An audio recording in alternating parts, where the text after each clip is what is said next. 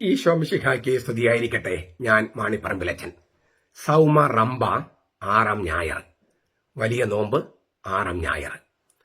മർക്കോസിന് സുവിശേഷം 8-ാമത്തെ അധ്യായം 31 മുതൽ 9-ാമത്തെ അധ്യായം 1 വരെയുള്ള തിരുവചനങ്ങളാണ് നമ്മൾ ഇന്ന് ധ്യാനിക്കുന്നത്. ഇത് വളരെ പ്രധാനപ്പെട്ട ടെക്സ്റ്റാണ്. പക്ഷെ നമുക്ക് അതിൻ്റെ എല്ലാ വിശദാംശങ്ങളും നമ്മൾ പോകുന്നില്ല. ഞാൻ ഒരൊറ്റ കാര്യത്തിൽ ഊന്നൽ നൽകാനാണ് ആഗ്രഹിക്കുന്നത്. അതിനു മുമ്പ് ഒരു കാര്യം പറയട്ടെ. ഈ 8:31 മുതൽ 10:52 വരെ ഈ മർക്കോസിന്റെ സുവിശേഷത്തിൽ അതിനെ ദൈവശാസ്ത്രജ്ഞന്മാർ വിളിക്കുന്ന പേര് the section of the way, വഴിയുടെ ഭാഗമെന്നാണ്. ഇവിടെ നമ്മളെപ്പോഴും ഇടയ്ക്കിടയ്ക്ക് കാണുന്ന ഒരു വാക്കാണ് അവൻ വഴിയിലായിരുന്നു. ഇവിടെ ഈ 8-ാമത്തെ അധ്യായം 31-ാം വാക്യം മുതൽ 10:52 വരെയുള്ള ഭാഗത്ത് 7 പ്രാവശ്യം വഴി എന്ന വാക്ക് ഉപയോഗിച്ചിട്ടുണ്ട്. 8:27 9:33 34 10:17 10:32 10:46 10:52. അത് അവസാനിക്കുന്നത് വഴിയരികിലായിരുന്ന ഒരു അന്ധൻ, ഈ ബർത്തിമേയുസ് എന്ന് പറഞ്ഞ അന്ധൻ വഴിയിൽ അവൻ അനുഗമിച്ചു എന്നുള്ള വാക്കോടുകൂടിയാണ്. അതാണ് ഈ 46-ഉം 52-ഉം 10:46-ഉം 10:52-ഉം. വഴിയരികിലായിരുന്നവൻ വഴിയിലേക്ക് വന്നു. ആ വഴി യേശുവാണ്. ഈ കുരിശിന്റെ വഴി എന്ന് പറയുന്നത് യേശുവാണ്. കുരിശിന്റെ വഴി എന്ന് പറഞ്ഞാൽ വേറെ വഴിയല്ല, യേശുവാണ് വഴി. യേശുവിലൂടെ അല്ലാതെ മറ്റാർക്കും കുരിശിലേക്കും പോകാൻ പറ്റില്ല, ദൈവത്തിലേക്കും പോകാൻ പറ്റില്ല. കാരണം ഈ കുരിശാണ് സ്വർഗത്തിലേക്കുള്ള ഗോവണി. അപ്പോൾ യേശു എന്ന വഴി, യേശു വേറൊരു വഴി കാണിച്ചു തരല്ല ചെയ്തത്, യേശുവാണ് വഴി. താനാണ് വഴിയെന്ന് വഴിയിൽ നടന്നുകൊണ്ട് കർത്താവ് കാണിക്കുകയാണ്. അതാണ് ഈ വഴിയുടെ ഭാഗം, the section of the way എന്ന് പറയുന്നത്. ഗ്രീക്കില് ഹോദോസ് എന്നാണ് വാക്ക്. ഹോദോസ്, ഈ എക്സോഡസ് ഇല്ലേ, പുറപ്പാട്, വഴിയിലേക്ക് പുറപ്പെടുകയാണ്. അപ്പം ഈജിപ്തിൽ നിന്ന് പുറപ്പാടിന് എക്സ് ഹോദോസ് എന്നാണ്. X out on the way ഇല്ലേ, വഴിയിലേക്ക് ഈജിപ്തിന് പുറത്ത് കടന്നു, വഴിയിൽ. അപ്പോൾ സഞ്ചാരം, യാത്ര, പ്രയാണം, പാത, രാജരഥ്യ, പുറപ്പാട് എന്നെല്ലാം ഈ നമ്മൾ ഇതിനെ തർജ്ജമ ചെയ്യും. ഈ പുറപ്പാട് എക്സ് ഹോദോസ് ആണ്. ഹോദോസ് എന്ന് പറഞ്ഞാൽ യാത്ര, സഞ്ചാരം, പ്രയാണം, പാത, രാജരഥ്യ എന്നൊക്കെ പറയും. യേശു ഇപ്പൊ പോകുന്നത് യെറൂസലമിലേക്കാണ്. യെറൂസലമിലേക്കുള്ള യാത്രയിലാണ്, ആ വഴിയിലാണ്. ആ വഴി ചെന്ന് അവസാനിക്കുന്നത് യെറൂസലമിലെ കുരിശിലാണ്, കാൽവരിയിലാണ്. ആ യാത്ര ഇല്ലേ, യേശുവിന്റെ മരണത്തിലും തിരുവുത്ഥാനത്തിലുമാണ് കലാശിക്കുക. ഈ ചരിത്രം ഉണ്ടല്ലോ, അതായത് കർത്താവ് ജെറൂസലത്തേക്ക് യാത്ര ചെയ്യുന്നു, അതിനൊരു ദൈവശാസ്ത്രമുണ്ട്. അങ്ങനെ ദൈവശാസ്ത്രം ഉള്ളത് കൊണ്ടാണ് അത് ബൈബിളിൽ എഴുതിയിരിക്കുന്നത്. വെറുതെ ചരിത്രത്തിൽ സംഭവിച്ച കാര്യങ്ങൾ എഴുതാൻ ബൈബിൾ വേണ്ടല്ലോ, ചരിത്ര പുസ്തകം മതി. ബൈബിള് തിരുവചനമാണ്. അപ്പൊ അതിനകത്ത് ദൈവശാസ്ത്രമുണ്ട്. ചരിത്രത്തിൽ സംഭവിച്ചതിന് ഒരു ദൈവശാസ്ത്രമുണ്ട്. അതായത് ദൈവത്തെക്കുറിച്ചും നമ്മെക്കുറിച്ചും ക്രിസ്തുവിനെക്കുറിച്ചും പരിശുദ്ധാത്മാവിനെ കുറിച്ചൊക്കെ അതെന്തോ കാര്യമായിട്ട് പറയുന്നുണ്ട്. എന്താണത് പറയുന്നത്? സ്വർഗത്തിലെ മഹത്വത്തിലേക്കുള്ള വഴി വീരോചിതമായ സഹനത്തിന്റെ വഴിയാണ്. ഇതാണ് ദൈവത്തിന് നമ്മളോട് പറയാനുള്ളത്. ദൈവത്തിന്റെ സ്വർഗത്തിലെ മഹത്വത്തിലേക്കുള്ള വഴി, ദൈവത്തെങ്കിലേക്കുള്ള വഴി വീരോചിതമായ സഹനത്തിന്റെ വഴിയാണ്. ആ കുരിശിന്റെ വഴി വെട്ടുകയാണ് യേശു. അതിലൂടെ ഈ യാത്ര ചെയ്തിട്ട് അവൻ തന്നെയാണ് വഴി എന്ന് ഞാൻ പറഞ്ഞു. അവൻ വഴി വെട്ടുകയാണ്, കാരണം അവൻ തന്നെയാണ് വഴി. അതിനുശേഷം യേശുവിലേക്ക് നടക്കാൻ അവന്റെ കാലടികൾ പിന്തുടരാൻ അവന് ശിഷ്യന്മാരോട് ആവശ്യപ്പെടുകയാണ്. 1 പത്രോസ് 2:21 4:13 പത്രോസ് തന്നെ അത് പറഞ്ഞിട്ടുണ്ട്. ഈ വഴിക്ക് ഒരു പഴയ നിയമ ചരിത്രമുണ്ട്. ഈജിപ്തിലെ അടിമത്തത്തിൽ നിന്ന് വാഗ്ദാന ദേശത്തേക്കുള്ള പുറപ്പാട്, അതൊരു വഴിയാന്ന് ഞാൻ പറഞ്ഞു കഴിഞ്ഞു. ആ വഴിയിൽ ഇസ്രായേലരെ ദൈവമാണ് നടത്തിയത്. പുറപ്പാട് 13, 21, 22. പിന്നെ ഒരു പുതിയ പുറപ്പാട്, അതായത് ഈജിപ്തിൽ നിന്ന് ഇസ്രായേൽ ദേശത്തേക്ക് വന്നു, വീണ്ടും അവർ അടിമകളായി ബാബിലോണിക്കാർ കൊണ്ടുപോയി. അങ്ങനെ ബാബിലോണിയയിലേക്ക് പോയി, കൽദായ നാട്ടിലേക്ക് പോയി, അവിടെ നിന്ന് തിരിച്ചു വരുന്നുണ്ട്. അത് രണ്ടാമത്തെ പുറപ്പാടിൽ പുതിയ പുറപ്പാടാണ്.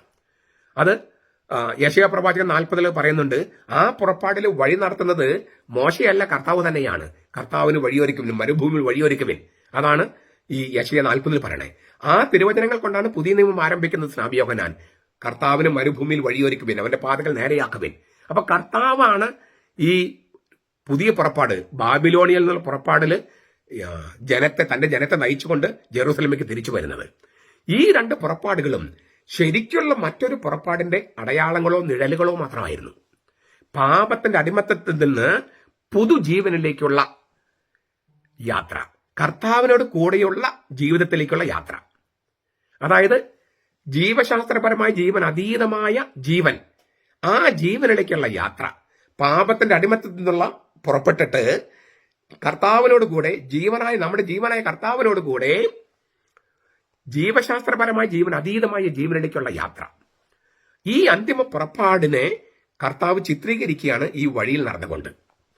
അതുകൊണ്ടാണ് ഈ പഴയ നിയമത്തിൽ സിയോനിലേക്കുള്ള യാത്രയായിട്ട് പ്രവാചകന്മാർ ചിത്രീകരിച്ച പുറപ്പാടിനെ. ആ സിയോൻ എന്ന് പറയുന്നത് ഒരു കുന്ന്, അതിന്റെ ഒരു വശത്താണ് ഈ ജെറൂസലം നഗരം. കർത്താവ് അവിടേക്ക് യാത്ര ചെയ്യുകയാണ്. സിയോനിലേക്കുള്ള യാത്രയിലാണ് കർത്താവ് തന്നെയാണ് വഴി. പഴയ നിയമത്തിൽ യെശയ്യാ പ്രവാചകൻ 30:19-21, 35:8-10, 40:3-5, 48:17, 51:10-11, 62:10-11 സിയോനിലേക്കുള്ള യാത്ര എന്ന് പറയുന്നുണ്ട്. സിയോനിലേക്കുള്ള യാത്ര കർത്താവ് പൂർത്തിയാക്കുകയാണ്. ഗലീലയിൽ നിന്നും സിയോനിലേക്ക്, ജെറൂസലമിലേക്ക് യാത്ര ചെയ്തുകൊണ്ട് വഴി വെട്ടുകയും വഴിയാവുകയും ചെയ്യുന്ന കർത്താവ്. ആ വഴിയിലാണ് നമ്മൾ ആയിരിക്കുന്നത്. ആ വഴിയിൽ വെച്ചാണ് എന്താ പറയുന്നത്? ഇതാണ് എനിക്ക് പറയാനുള്ളത്. അവരെന്താ പറയുന്നത്? മനുഷ്യപുത്രൻ വളരെയേറെ സഹിക്കുകയും ഇല്ലേ, അവമാനിക്കപ്പെടുകയും അല്ലെ, അവരവനെ തുപ്പുകയും അവനെ കൊല്ലുകയും ചെയ്യും. പക്ഷെ 3-ാം ദിവസം അവൻ ഉയർത്തെഴുന്നേൽക്കും. അപ്പൊ എന്താണ് കർത്താവ് ഉപയോഗിച്ച വാക്ക്? മനുഷ്യപുത്രൻ. ഈ വാക്ക് കർത്താവിന്റെ വായിൽ നിന്ന് മാത്രമാണ് സുവിശേഷങ്ങളിൽ വരുന്നത്. സുവിശേഷങ്ങളിൽ മനുഷ്യപുത്രൻ എന്ന വാക്ക് ഉപയോഗിക്കുന്നത് കർത്താവ് മാത്രമാണ്, ഈശോ മിശിഹ മാത്രമാണ്. എന്ന് വെച്ചാൽ കർത്താവിന്റെ ഒരു ഐഡന്റിറ്റി, നിങ്ങൾ ഒരു തിരിച്ചറിയൽ ചീട്ട് ചോദിച്ചാൽ അവൻ മനുഷ്യപുത്രൻ എന്നാണ് എഴുതുക. കാരണം മനുഷ്യപുത്രൻ എന്ന വാക്ക് കർത്താവിന്റെ വായിൽ നിന്ന് മാത്രമാണ് സുവിശേഷങ്ങളിൽ വരുന്നത്. അപ്പോൾ ഒരു സെൽഫ് ഡെസിഗ്നേഷൻ ഓഫ് ജീസസ് എന്ന് പറയാം. നീ ആരാണെന്ന് ചോദിച്ചാൽ കർത്താവ് പറയും, ഞാൻ മനുഷ്യപുത്രനാണ്. എന്താണ് ഇങ്ങനെ മനുഷ്യപുത്രൻ എന്ന് പറയുന്നതിന്റെ അർത്ഥം? 3 അർത്ഥമാണ് ഇപ്പം തൽക്കാലം നമ്മൾ ചർച്ച ചെയ്തത്. ഭയങ്കര ആഴമേറിയ വാക്കാണ്. ഞാൻ 3 അർത്ഥം മാത്രം പറയാണ്. നമ്മൾ യെഹെസ്കേൽ പ്രവാചകന്റെ പുസ്തകം വായിച്ചാൽ ഇടയ്ക്കിടയ്ക്ക് മനുഷ്യപുത്ര എന്ന് കാണും. ഹീബ്രു പാരമ്പര്യത്തിൽ മനുഷ്യപുത്രൻ എന്ന് പറഞ്ഞാൽ മനുഷ്യന്റെ മകൻ, പൂർണ്ണമായി മനുഷ്യൻ എന്നർത്ഥം. ഒരു മനുഷ്യൻ. മനുഷ്യപുത്രൻ എന്ന് പറഞ്ഞാൽ മനുഷ്യന്റെ മകൻ. നമ്മൾ സ്ത്രീയുടെ സന്തതി എന്നൊക്കെ പറയില്ലേ എന്ന് പറഞ്ഞ ഒരു മനുഷ്യൻ. പക്ഷേ ദാനിയേലിന്റെ പുസ്തകത്തില് 7-ാമത്തെ അധ്യായത്തില് ഈ മനുഷ്യപുത്രൻ സ്വർഗത്തിലാണ്. എന്നിട്ട് ഈ ദൈവപിതാവിൽ നിന്ന് അവൻ ഈ സാമ്രാജ്യങ്ങളുടെ താക്കോൽ അധികാരം സ്വീകരിക്കുകയാണ് മനുഷ്യപുത്രൻ. അപ്പോ മനുഷ്യനാണ്, പക്ഷെ സ്വർഗത്തിലാണ്. അപ്പോൾ എന്താണ് യേശു ആ വാക്ക് ഉപയോഗിക്കാൻ കാരണം? യേശു ഒരു അദൃശ്യനായ, അതായത് മറ്റാരുമായിട്ടും തുലനം ചെയ്യാൻ പറ്റാത്ത ഒരാളാണ്. പൂർണ്ണമായും മനുഷ്യൻ, പൂർണ്ണമായും ദൈവം. അപ്പോൾ നമുക്ക് നമ്മുടെ നാട്ടിൽ ഉപയോഗിക്കുന്ന ഒരു വാക്ക് ഉപയോഗിക്കാം, വിശ്വരൂപം. യേശുവിന്റെ വിശ്വരൂപത്തിൽ കണ്ടാൽ അവന്റെ ഒരു കാല് സ്വർഗത്തില്, മറ്റേ കാല് ഭൂമിയില്. അപ്പോ ഇതാണ് യോഹന്നാന്റെ സുവിശേഷം 1:51 പറഞ്ഞിരിക്കുന്നത്, സ്വർഗത്തിലേക്കുള്ള ഗോവണി. മനുഷ്യപുത്രന്റെ മേൽ മാലാഖമാർ ഇറങ്ങുകയും കയറുകയും ചെയ്യുന്നു. കാരണം സ്വർഗത്തിലേക്കുള്ള ഗോവണി മനുഷ്യപുത്രനാണ്. അവന്റെ ഒരു കാല് ഭൂമിയിലും മറുകാല് സ്വർഗത്തിലുമാണ്, വിശ്വരൂപത്തില്. കാരണം അവന്റെ മേൽ സ്വർഗവും ഭൂമിയും ഇങ്ങനെ കവിഞ്ഞു കിടക്കുന്നു. സ്വർഗവും ഭൂമിയും കവിഞ്ഞു കിടക്കുന്ന ഒരേ ഒരാള് മനുഷ്യപുത്രനായ യേശുവാണ്. അതാണ് അപ്പോ പൂർണ്ണമായും മനുഷ്യൻ, പൂർണ്ണമായും ദൈവം. അതാണ് ഒരു കാര്യം. രണ്ടാമത്തെ കാര്യം എന്താണ്? അവൻ സഹിക്കണം, എന്നിട്ട് ഈ സ്വർഗീയ മഹത്വത്തിൽ പ്രവേശിക്കണം. അപ്പോ അവൻ മനുഷ്യനാണ്, ദൈവമാണ്, സഹനത്തിലൂടെ മഹത്വത്തിലേക്ക് പ്രവേശിക്കുന്നവനാണ്. അപ്പോ സഹിക്കുകയും സഹനത്തിലൂടെ മഹത്വത്തിലേക്ക് പ്രവേശിക്കുകയും ചെയ്യാം. ഇതാണ് നമ്മൾ പറഞ്ഞത്. സ്വർഗത്തിന്റെ മഹത്വത്തിലേക്കുള്ള വഴി വീരോചിതമായ സഹനത്തിന്റെയും മരണത്തിന്റെയും വഴിയാണ്. ഇത് എല്ലാ ക്രിസ്ത്യാനികൾക്കും പറയപ്പെട്ടിരിക്കുന്നതാണ്, നമുക്ക് നൽകപ്പെട്ടിരിക്കുന്ന വഴിയാണ്. ഇപ്പൊ നമുക്ക് എന്തുമാത്രം നമ്മൾ വിശ്വാസത്തിനു വേണ്ടി പോരാടുന്നു, അത് കറക്റ്റാണ്. വീരോചിതമായ സഹനത്തിന്റെ വഴിയാണ് കർത്താവ് ശിഷ്യന്മാർക്ക് നൽകിയിരിക്കുന്നത്.